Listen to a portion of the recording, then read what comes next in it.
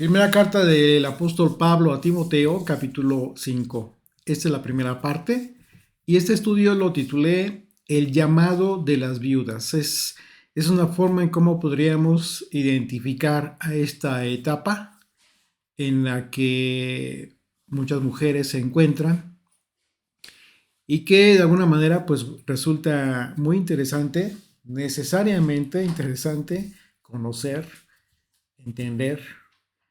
Eh, y vamos a ver cómo es que el apóstol Pablo va enfocando este aspecto de la vida de muchas personas que de alguna manera, por alguna razón, independientemente de las circunstancias, pues han quedado viudas, hablando de las mujeres, porque es un aspecto que desde la antigüedad Dios siempre proveyó, siempre estableció mandamientos relacionados con ellas. Y va a comenzar a hablar, pues, primeramente de los ancianos de manera general. Después comienza a enfocar su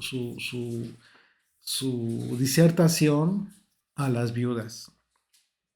De manera general, para todos aquellos que buscamos ser cada día un poco mejor persona de lo que fuimos ayer, de lo que fuimos hace años quizás, y así sucesivamente conforme pasa el tiempo de nuestra vida, es necesario que consideremos que esto implica entender que no estamos llamados a ser buenas personas solamente, sino que estamos llamados a ser personas que viven decentemente y con orden, porque eso es lo que le agrada a Dios. De esta manera, nuestras acciones van a ser apropiadas, pero apropiadas según lo prescriben las instrucciones de Dios, los mandamientos, la voluntad de Dios, porque esas son las normas que tenemos que seguir. Muy lejos, por supuesto, muy lejos de llevar nuestras vidas con acciones que resulten de libre albedrío. Eso no te sirve, ¿eh? Si dices que eres un creyente, entonces tienes que someterte al gobierno de aquel en quien crees. Así es de que cuando los creyentes nos encontramos en este proceso de transformación de nuestras vidas, pues es manifiesta la obra de Dios en nosotros. Es tangible, es notable, la gente lo ve, por supuesto, independientemente de, de que, por supuesto, no estás llamado a ser la perfección andando. Claro que no, eso no existe. Sí, como ya lo hemos analizado en reiteradas ocasiones, todos tenemos muchas cosas en las que debemos continuar trabajando en nuestra persona. Pero, por supuesto que hay una gran diferencia en todos aquellos que somos conscientes de eso y aquellas personas que no son conscientes de ello o que siendo conscientes pues no les importa. Entonces, es muy necesario que nosotros entendamos el propósito primario que ha tenido Dios para todo aquel que ha decidido seguirle, porque solo así es que las personas van a poder ver las cosas buenas que Dios ha prometido. Y claro, a quien no le gusta abrazar para sí las promesas que conocemos en las escrituras, las promesas de Dios, pues cualquiera. Pero es necesario que toda persona que afirma ser un fiel creyente determine por sí mismo si estas acciones que tiene en sus vidas, el camino que están siguiendo, están encaminados a esta manifestación de justicia, la manifestación de justicia de Dios, o si solo esperan recibir el resultado bueno, las promesas, sin haber trabajado en su carácter, lo que por supuesto no traerá esta transformación fidedigna que se espera.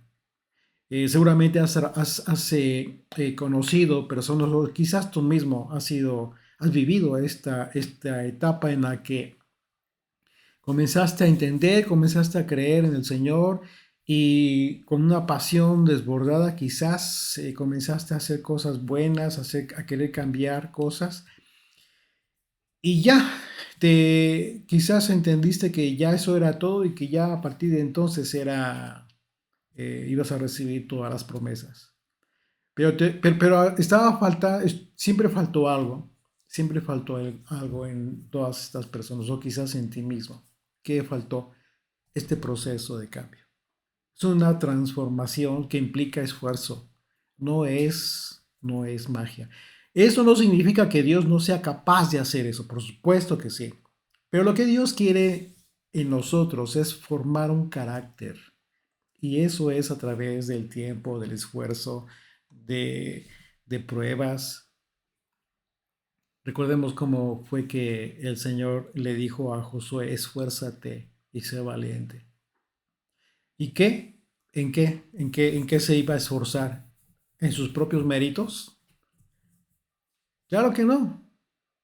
Esfuérzate y sé valiente en poner por obra todas aquellas instrucciones que yo le di a Moisés y que están escritas. No te apartes de este libro de la ley. Eso es justo lo que quiere Dios. Eso es justo lo que a ti como creyente te debe interesar. Ese cambio o transformación que va teniendo todo creyente en su vida trae por sí mismo un cambio radical en todas las circunstancias de su vida, automáticamente. Mira, por ejemplo, si como creyentes has entendido tú que la palabra nos dice que no debemos andar en chismes, ¿sí? Entonces vamos a tomar la decisión de evitar todas aquellas conversaciones que ya sabemos que normalmente se van a convertir en un chisme. Y quizás nosotros pues no somos los que generamos aquellas conversaciones de chismes, pero en el momento en que nos encontramos ahí, escuchando todo eso, nos convertimos en cómplices del delito, en cómplices del pecado. Proverbios capítulo 20, verso 19 dice esto: el que anda en chismes descubre el secreto. Eso es lo que busca mucha gente. Andar descubriendo cosas que no le incumben, pero se hacen de ese hábito a través de los años de su vida y ya forma parte de su vida de las personas. El que anda en chismes descubre el secreto. No te entremetas, pues, con el suelto de lengua. ¡Wow! ¡Qué, qué terrible es no ser consciente de con quién hablas, con quién acostumbras hablar, platicar? ¿Por qué? Porque tanto tú como aquella persona lo que buscan es entrometerse, descubrir cosas nuevas de las demás personas. Eso no es correcto, eso no está bien. Y bueno, ya no decir de aquellas personas que, como se dice vulgarmente, meten para sacar. O sea, te dicen algo esperando que saques tú, que digas algo, porque ellos buscan justamente eso. Buscan escuchar el secreto, buscan escuchar lo que no les debería incumbir. Eso es andar en chismes. Pero fíjate, en este ejemplo tan sencillo, de no andar en chismes, que es algo tú lo puedes leer en la escritura, en los mandamientos, y es algo muy sencillo. Pero en este ejemplo tan sencillo, cuando decidimos obedecer a la escritura, al Señor, lo que vamos a hacer es sencillamente evitar aquellas conversaciones que ya sabemos que se convierten en chismes. Y en casos más drásticos, lo que vamos a decidir es evitar entrar en contacto con aquellas personas, porque ya sabemos de antemano que tienen esa costumbre. Comienzas a apartarte, comienzas a separarte de esas personas. de una o de otra manera. ¿Por qué? Porque estás tomando la decisión de obedecer al Señor. Lo interesante de obedecer este mandamiento tan sencillo es que automáticamente vamos a recibir los siguientes beneficios. Primera, podemos decir, nos vamos a mantener con la mente y con el corazón sanos, limpios, en paz. Dos, vamos a evitar confrontaciones con personas que hayan estado involucradas en el chisme. Porque al estar ahí, aunque no hayas dicho tú, estuviste ahí, estuviste escuchando y diste lugar a que se estuviera hablando. De forma indirecta, también eres culpable. Tres, no vamos a ser señalados por nadie por haber participado en esos dichos, aunque no los hayamos manifestado solo por estar donde y con quién no debemos haber estado. Cuatro, nuestra conciencia, que es lo más maravilloso, nuestra conciencia va a estar tranquila delante del Señor. Si en este ejemplo tan simple nosotros podemos recibir tantos beneficios, imagínate lo que implica la verdadera transformación de nuestras vidas. Esa es la razón por la que podemos asegurar que Dios nos guarda así, nos guardan como si nos guardara en el hueco de su mano. Pero esto es cuando nosotros somos obedientes, le queremos obedecer y hacemos lo correcto, hacemos lo que ya nos estableció en su palabra.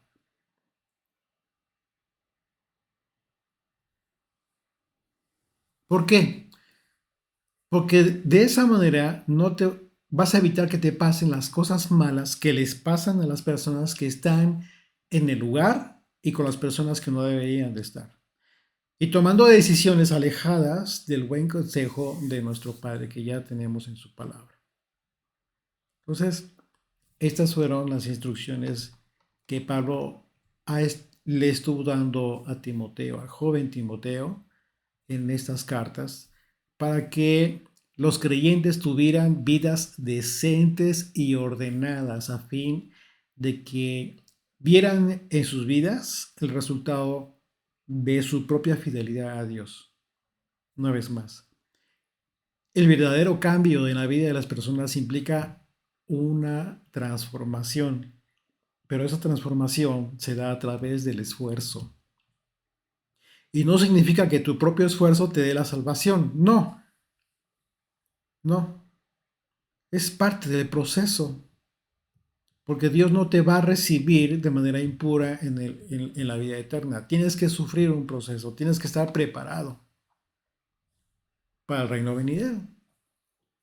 Pablo en este capítulo nos habla de los ancianos y de las viudas. Toda una vida, imagínate, ya personas que ya pudieran considerarse ancianos. Un tema muy importante, sin duda, que vamos a estar analizando y en su contexto correcto para poder entender a qué tipo de viudas se refirió Pablo. Vamos a poner atención. Te pido que pongas atención en esto porque de repente hay mucha confusión y ya de repente se generaliza y bueno, se han dado cada caso tan terrible que nada que ver y de repente quieren como que encajar ahí en esta hipótesis de la que habló Pablo, de la que habló Moisés, nada que ver. Vamos a ver, acompáñame en tu Biblia, por favor, a la primera carta de Timoteo, capítulo 5. Vamos a comenzar desde el verso 1. Dice, no reprendas al anciano, le está diciendo a Timoteo.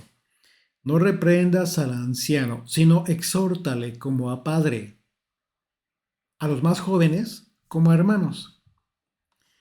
Esta palabra, la palabra reprender en el griego es la palabra epipleso. Y en su traducción tiene una connotación de humillación pública. Es decir, avergonzar públicamente a la persona. Fíjate qué delicado, ¿eh? qué delicado de qué está hablando Pablo. Ten mucho cuidado de hacer esto con los ancianos. De manera general, o sea, lejos de ello, lo que debemos de hacer con los ancianos es animarlos como si fueran nuestros padres, como si fueran nuestros papás. Y esto habla de una honra, de honrar en toda su dimensión a los ancianos. Debemos mostrar mucho respeto para con ellos. En el caso de los más jóvenes, igualmente se les debe de exhortar, se les debe de animar como si fueran nuestros hermanos, manifestando incluso en esta exhortación amor.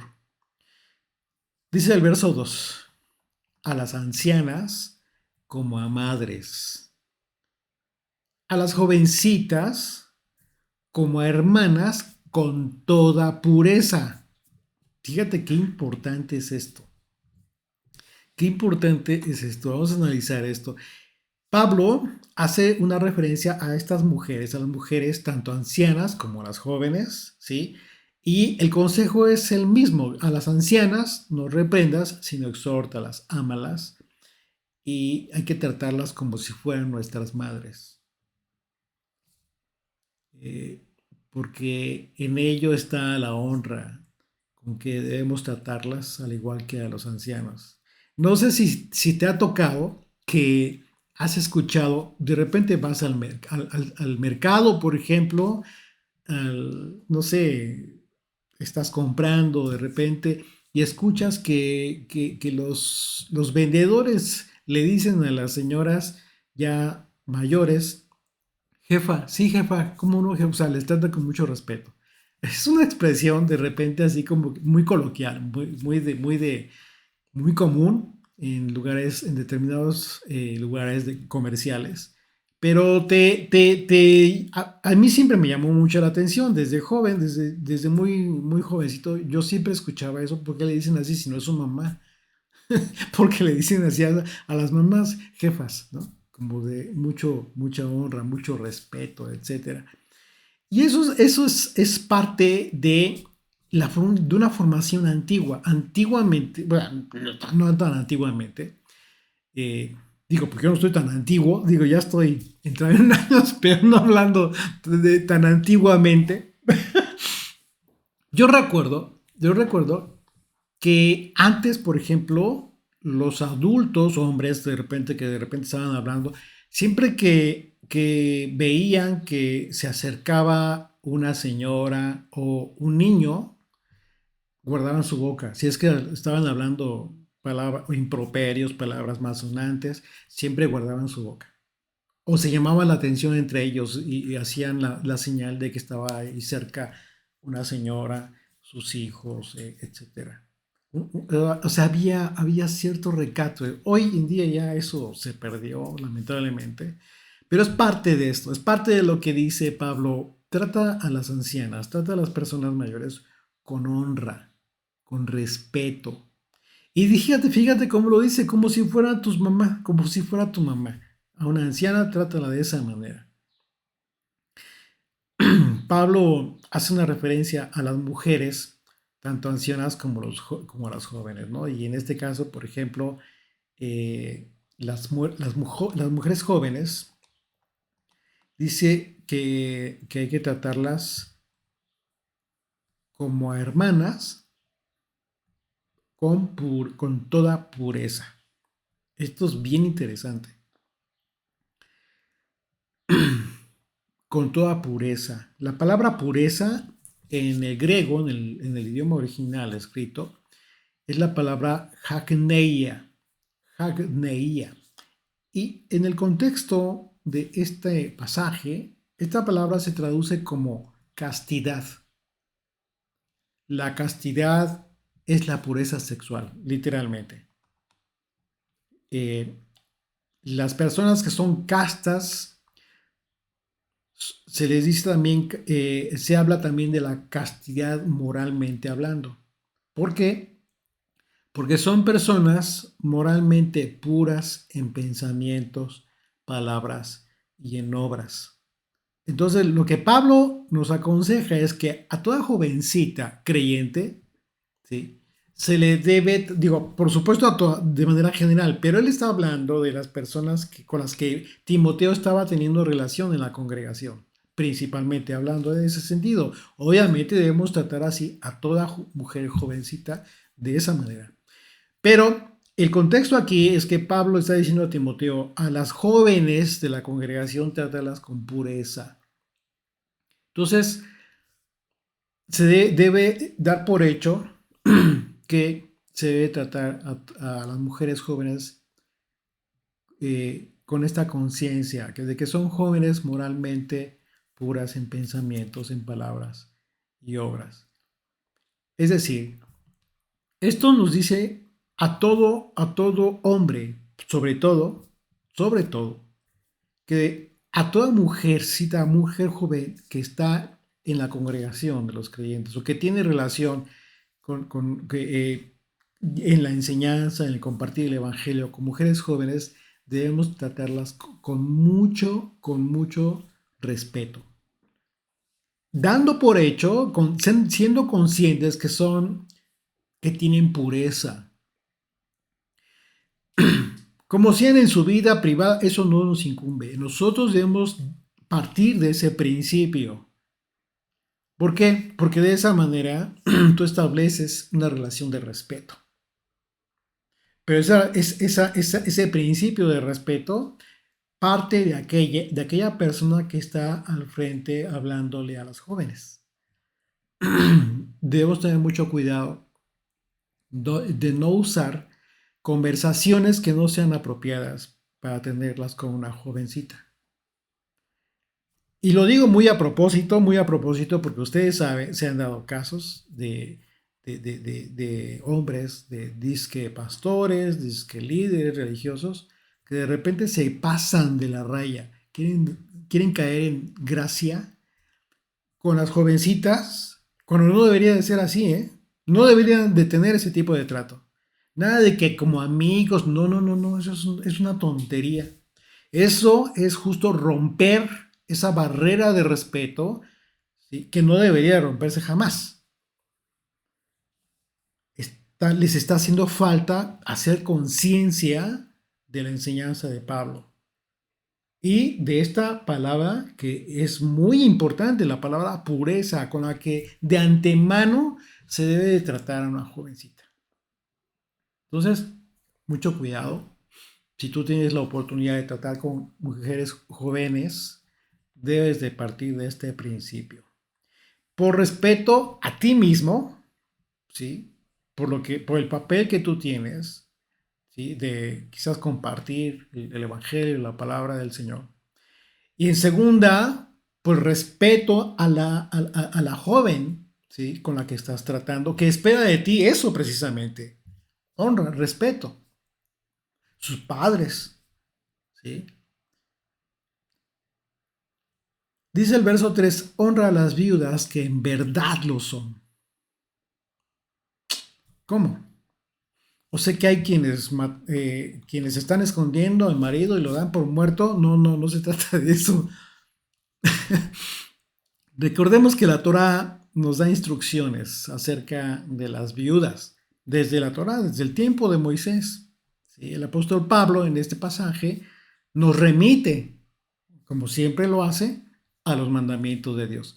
Deuteronomio capítulo 16. Hay muchos pasajes que hablan de las viudas, pero vamos a mencionar uno. Como ejemplo, Deuteronomio capítulo 16, verso 11 en adelante dice, y te alegrarás delante del Señor tu Dios, tú, tu hijo, tu hija, tu siervo, tu sierva, el levita que habitare en tus ciudades y el extranjero, el huérfano y la viuda que estuvieren en medio de ti, en el lugar que el Señor tu Dios hubiera escogido para poner allí su nombre. ¿De qué está hablando? ¿Dónde? ¿De qué lugar? Del tabernáculo, en aquel entonces, en tiempo de Moisés, ya más tarde en el templo de Jerusalén. El lugar donde el Señor tu Dios hubiera escogido para poner allí su nombre, su autoridad. O sea, es muy interesante entonces que Pablo haga la aclaración respecto a las viudas, que en verdad lo son. Porque esto significa que Pablo hizo una diferencia entre unas viudas y otras. ¿Sí? Y esto lo vamos a ir analizando en el curso de este capítulo. El contexto de esta instrucción es la Torá misma. Una vez más, por eso repito, Pablo no se está inventando nada. Pablo y todos los apóstoles, Jesucristo mismo, tomaron como base de su disertación, de su enseñanza, de su ministerio, todo el Antiguo Testamento, principalmente la ley de Moisés.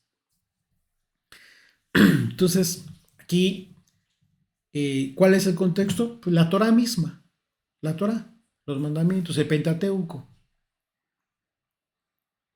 Porque no solo se trata de las viudas que han quedado sin marido, por eso hace esta diferencia de unas y otras. ¿Qué tipo de viudas? No solamente se trata de las mujeres que han quedado sin marido, sino que de las que de las que deben ser objeto de honra, como lo expresa Pablo, que son aquellas viudas que reúnen ciertas características que se determinan en este capítulo y desde la Torá. Desde el tiempo de Moisés, las viudas siempre ocuparon un lugar, un puesto muy importante en la congregación de Israel. Porque la congregación en general recibió el mandamiento de cuidar a estas mujeres mayores que habían quedado viudas y sin el apoyo de sus hijos o de familiares. De hecho, de las ofrendas que recibían los sacerdotes, se apartaba una porción para el sustento de ellas. Y ellas cumplían con una responsabilidad dentro del tabernáculo y después en el templo. Ellas estaban a cargo de la oración y vamos a ver un registro justo en el Nuevo Testamento de esto. Pero una vez más, aunque lo vemos en el Nuevo Testamento, lo que estaban haciendo en el tiempo de los apóstoles, en el tiempo en que se escribieron las cartas del Nuevo Testamento, se encontraba en pie todavía el templo de Jerusalén. Entonces, ¿de dónde se sacaron esto que vamos a leer ahorita en Lucas capítulo 2? Acompáñame ahí en tu Biblia, Lucas capítulo 2. Pues bueno, de la Torá. De la Torá, y en la Torá podemos ver ejemplos literales en donde había mujeres que constantemente estaban orando en el tabernáculo. Verso 36. Lucas 2, verso 36 dice, estaba también allí Ana, profetisa, hija de Fanuel, de la tribu de Aser. Pon atención para que identifique las características de esta mujer. Dice, de edad muy avanzada, pues había vivido con su marido 7 años desde su virginidad.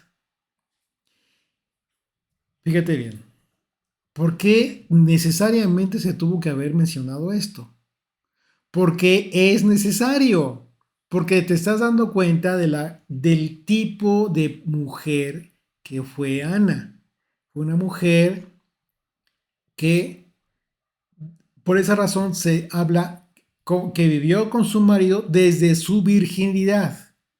Es decir, siendo una mujer de un solo hombre. Punto muy importante.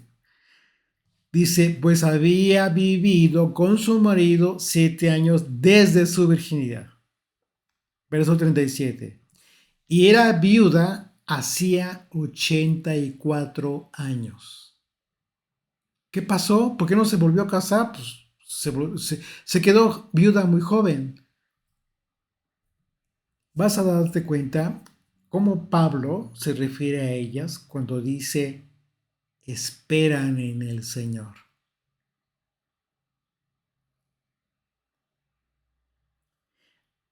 Aquí se está describiendo a cierto tipo de viuda, no aquella que ya enviudó 3, 4 veces, 2 veces, una vez y que se volvió a casar. Y otra vez, no. Y otra, muy importante, otra característica muy importante, mujer de un solo marido, mujer de un solo hombre. Es decir, ¿en qué sentido está escrito esto? Muy a propósito, para que entendamos que se está hablando de mujeres de fe, fieles a la escritura, que entendieron que su tiempo, aunque fue corto quizás o quizás más largo, entendieron que ese fue el tiempo en que Dios les permitió tener un compañero, un esposo. Hasta ahí. Y esto, quiero hacer un paréntesis, también para los hombres, ¿eh? No es para las mujeres solamente. De eso habla mucho la honra y el tipo de viudo que en un momento dado pudieran ser. Verso 37. Y era viuda hace 84 años y no se apartaba del templo, sirviendo de noche y de día con ayunos y oraciones. Esta, presentándose en la misma hora, daba gracias a Dios y hablaba del niño a todos los que esperaban la redención de Jerusalén. Profetiza, estaba hablando de la redención de Jesucristo, de Yeshua, que había venido al mundo. Así es de que desde aquí vemos, ¿sí? Vamos entendiendo a qué tipo de viudas se está refiriendo Pablo como merecedoras de honra, una honra vinculada con la honra a Dios, necesariamente. Es decir, que no solo porque el esposo haya fallecido significa que la mujer entre en esta categoría de viudas de las que habla la Torá, ¿no? Porque hablamos de mujeres que por sus características el pueblo de Dios de antemano tiene un compromiso para ver por ellas. ¿Ok? O sea, están ligadas, la responsabilidad está ligada a qué tipo de viuda con la que tienen responsabilidad. Bueno, lamentablemente esto es algo que también, por otro lado, pues se ha descuidado en la actualidad, en las congregaciones, en las iglesias.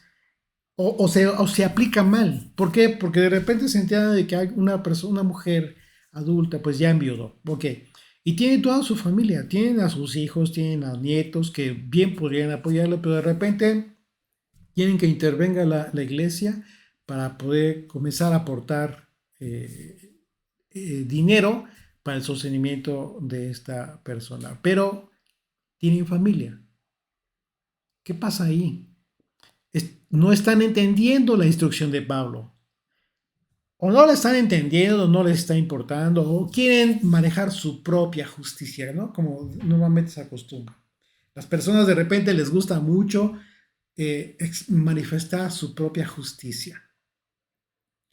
Y en este caso los líderes de las iglesias, a través de la congregación, quieren verse de esa manera. Pero no es así, no funciona de esa manera. De hecho, les hacen un daño a los familiares porque no les están enseñando la responsabilidad y la bendición que esto trae como consecuencia.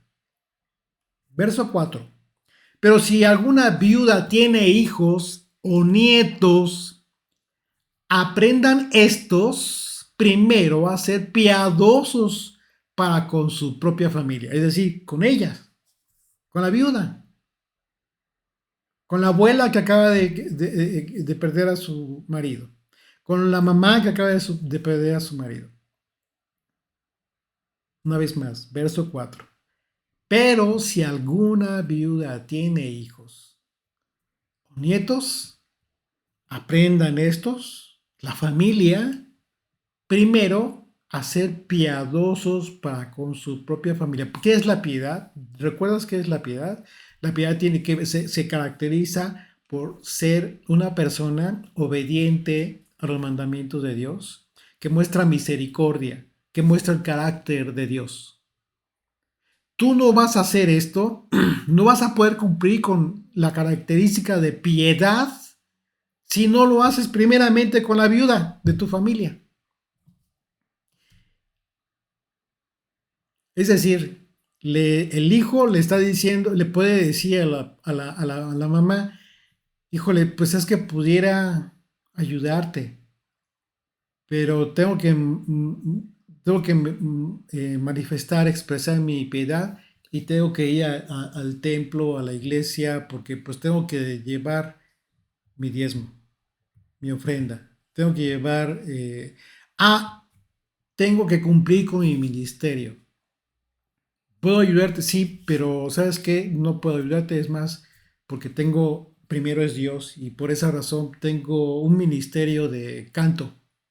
Tengo que estar en el coro, los ensayos. Así es de que no te puedo atender, lo siento mucho. A ver quién más te puede atender. ¿Han sabido de casos así? Yo sí, muchos. Y es una pena, es una tristeza. Pero si alguna viuda tiene hijos o nietos, estos tienen que aprender primero a ser piadosos, a mostrar el carácter de Dios, primero con su familia, con la viuda. Entonces aquí estamos viendo esto, un principio bien importante porque significa que si la viuda tiene hijos o nietos, estos como su primera familia deben aplicar la piedad primeramente en su hogar, es decir, con la mujer que ha enviudado. Y notemos que el texto dice literalmente, aprendan estos primero a ser piadosos para con su familia y con su propia familia. Esto significa que, ¿qué puede significar? ¿Que no debes practicar la piedad para con los demás? Por supuesto que no. No es en ese sentido, sino que esta instrucción que Pablo le da a Timoteo deriva de la propia instrucción, de la interpretación única que enseñó el maestro Yeshua, Jesucristo, acerca de la ley de Moisés. Y el apóstol Pablo la está transmitiendo a Timoteo justo en la enseñanza del Mesías. Porque Pablo, al especificar a las ancianas que se les trate como madres en honra, es la misma enseñanza que nos dejó Yeshua. Fíjate bien lo que dice una vez más, este pasaje lo hemos analizado un montón de veces, pero una vez más en este contexto, porque, o sea, quiero ponerlo como ejemplo acerca de las palabras de Pablo que está usando, que a las ancianas, a las viudas debemos de tratarlas como a madres, y cuando habla de los ancianos en general, como a padres, no reprenderlos, sino como a padres. Entonces el trato, si es como padres, si son viudas, y si eres hijo o eres nieto, fíjate bien lo que dijo Yeshua. Marcos 7:9 les decía también, bien invalidáis el mandamiento de Dios para guardar vuestra tradición. Porque Moisés dijo, honra a tu padre y a tu madre. Y aquí el contexto una vez más es la honra. Y el que maldiga a padre o madre muere remisiblemente. Está hablando de una maldición del hijo y dice, tiene que morir el hijo. El hijo que maldice al padre y a la madre. Y aquí viene la falsa enseñanza. Dice, pero ustedes dicen, basta que diga un hombre al padre o a madre, es corbán, que quiere decir mi ofrenda a Dios, todo aquello con que pudiera ayudarte. Es decir, ¿de qué estamos hablando? De la ayuda, de la provisión de los ancianos, y en este caso de una viuda. Caso específico de las viudas. Pero le dice al hijo esto, le dice, es mi ofrenda, es corbán, todo aquello con que pudiera ayudarte, y no le dejan hacer más por su padre o por su madre. Si tú aplicas esto, en el caso de los padres y las madres, a la viuda, te estás dando cuenta que empata perfectamente cuando dice Pablo, a ellas trátalas como si fueran tus padres. Verso 13, invalidando la palabra de Dios con vuestra tradición que habéis transmitido. ¿Por qué habla de una tradición? ¿El corbán era un mandamiento? Sí, pero ¿por qué habla de la transmisión, de la tradición Yeshua? porque la tradición les dice a las personas en qué orden deben cumplir los mandamientos. Es decir, no importa que se esté muriendo de hambre la viuda en tu casa, debes de cumplir primero con Dios. O sea, es lo que te dicen. Tienes que cumplir primero, porque Dios es lo primero, en todo y por todo. Pues claro que sí, por esa razón, pero por esa misma razón, entendiendo el sentido correcto del mandamiento, es que si tú en tu mente y en tu corazón entiendes que lo primero es Dios, entonces tienes que primeramente ayudar a la viuda que necesita y que está en tu casa. Es justo eso, porque es de esa manera como le estás sirviendo a Dios. Pero la tradición decía lo contrario. Y sigue diciendo lo contrario, así se enseña en la tradición. Sabemos que la Torá establece mandamientos relacionados con el Corbán, las ofrendas que se llevaban al templo. Sin embargo, también existe otro mandamiento, ¿sí?, que es el que citó Yeshua. Levítico 20, verso 9. Todo hombre que maldijera a su padre o a su madre, de cierto morirá. A su padre o a su madre maldijo, su sangre será sobre él. ¿Por qué dijo esto Yeshua? ¿Por qué habló de esto cuando simplemente se trataba de la ayuda? Pues a ese nivel lo puso el Señor, como si fuera como si los maldijera el hijo a sus padres o a su madre cuando se niega a proveerles lo que necesita. ¡Qué terrible! Eso es ingratitud. Eso es ingratitud. Cuando un hijo tiene la posibilidad de ver por su padre, de ayudarle en un sentido o en otro, y no lo hace, es como si lo maldijera. No lo estoy diciendo yo, lee nuevamente la interpretación de Jesucristo. ¿Por qué? Porque en el mismo pasaje Yeshua habla de la honra a los padres y a las madres, y ahí mismo está metiendo el mandamiento del hijo que debe morir cuando maldice a los padres. Es impresionante la interpretación del maestro. Él interpretó la ley de Levítico y así la enseñó, diciendo que un hijo puede maldecir a su padre o a su madre en el momento que deja de mostrar ayuda a sus progenitores. El ejemplo que está citando Yeshua tiene que ver con la ayuda, el sustento en alimento, en techo o en abrigo, cualquier tipo de ayuda que pudiera necesitar el padre o la madre. En este caso, aplicándolo en el pasaje de Pablo, pues a las viudas. De manera que cuando leemos que el apóstol Pablo escribió, aprendan estos, es decir, la familia, primero, a ser piadosos para con su propia familia, significa que este es un mandamiento de relevancia e importancia suprema, que debe ser cumplido antes que cualquier otro mandamiento, como erróneamente estaban enseñando los fariseos en su tiempo. Así que así podemos nosotros comprender un poco mejor pues la gran responsabilidad que tenemos como pueblo de Dios respecto de las viudas, las viudas que lo son de verdad, una vez más, y que se encuentran en nuestras familias, como lo describe Pablo, antes de que se conviertan en una carga o una obligación financiera para las congregaciones, para las iglesias. Son los hijos y son los nietos de la segunda generación los responsables de velar por su madre, por su abuela, y esto es justo lo que nos enseña la Torá acerca de honrar a los que nos llevan la vida, los padres, ¿sí?, y honrar a los que son mayores, los ancianos de manera general. Y continúa ahí el verso 4, dice, y a recompensar a sus padres, porque esto es lo bueno y agradable delante de Dios. Fíjate qué importante a qué nivel Pablo está poniendo esta obligación, como un pago. Recompensar tiene que ver con dar un pago a cambio de algo. Los hijos y los nietos tienen que cuidar de las viudas. Y dice el texto que hacer eso es agradable, aceptable delante de Dios.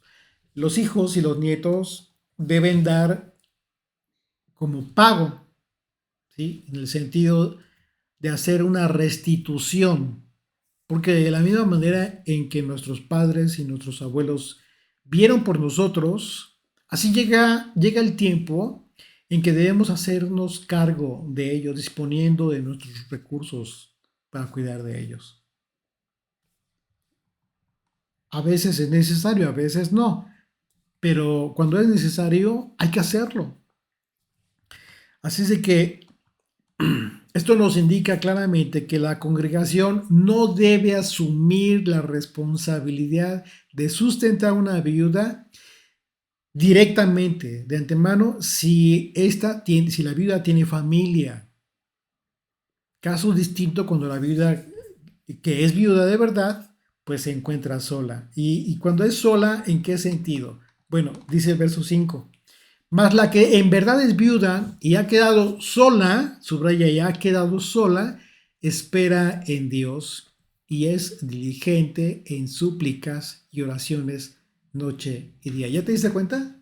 Si tú lees esto y recuerdas el pasaje de Lucas capítulo 2, de esta viuda, Ana, que solamente tuvo un marido durante 7 años y toda la vida estuvo viuda, no se volvió a casar.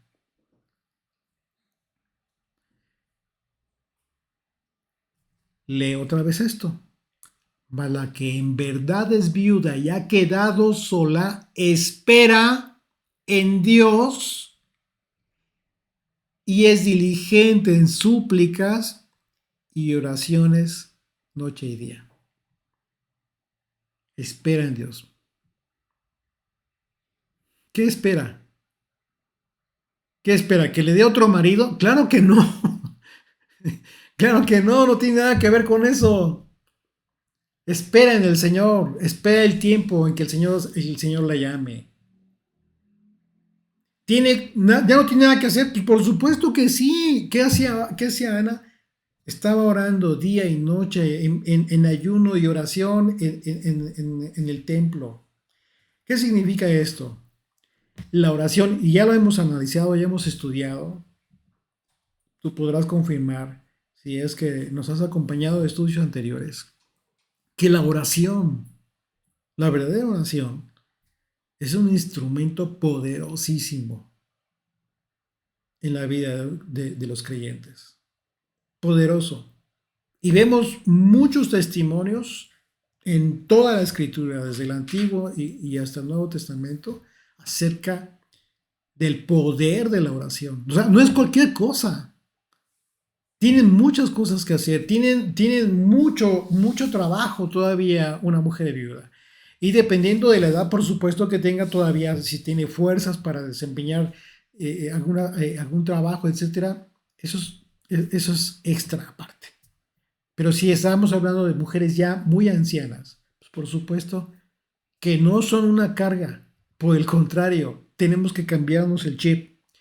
Cuando son viudas de verdad, una vez más, cuando lo son en verdad. Mas la que en verdad es viuda,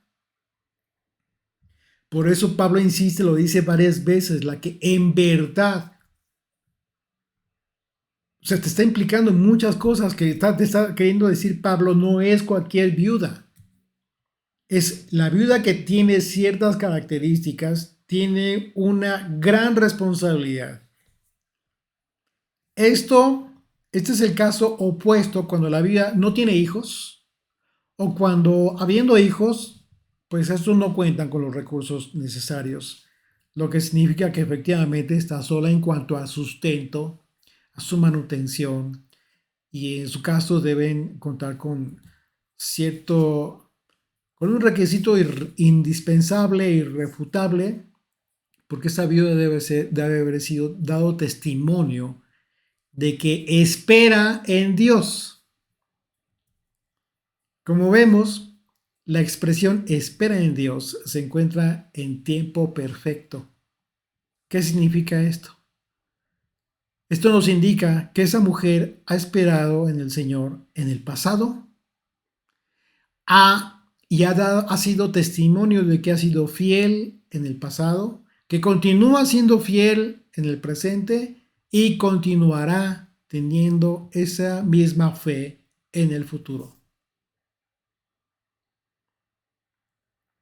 Esto es muy importante porque no se trata de una vida de manifestación de fe solo en el momento, por un tiempo, dadas las circunstancias por las que está pasando, por las que enviudó, sino que existen indicios probados de que esa mujer tiene una reputación consistente de su confianza en Dios, algo que es totalmente pues, reflejado en su vida y es lo que podría llamarse la fidelidad al llamado de una viuda.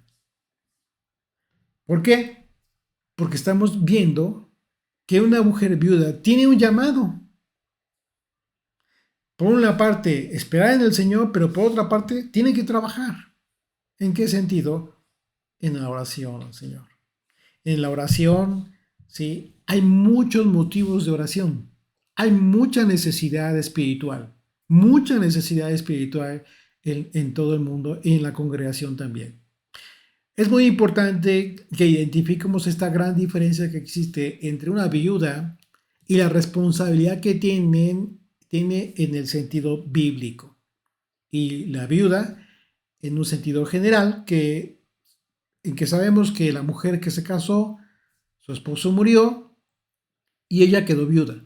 De manera general, bajo esta perspectiva, una viuda en un sentido general no necesariamente califica para la denominación de viuda en un sentido bíblico.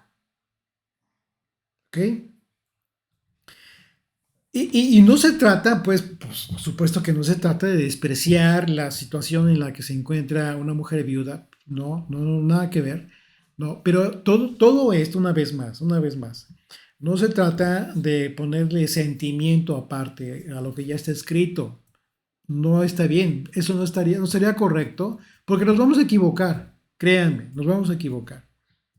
Lo que debemos hacer simplemente es aprender lo que Dios estableció desde el tiempo de Moisés y lo que Pablo vino a confirmar en su enseñanza, tomando como base los mandamientos, la instrucción que Moisés recibió de parte de Dios. Dice el verso 5, y es diligente en súplicas y oraciones noche y día. ¿Sí? O sea, esta es una gran responsabilidad.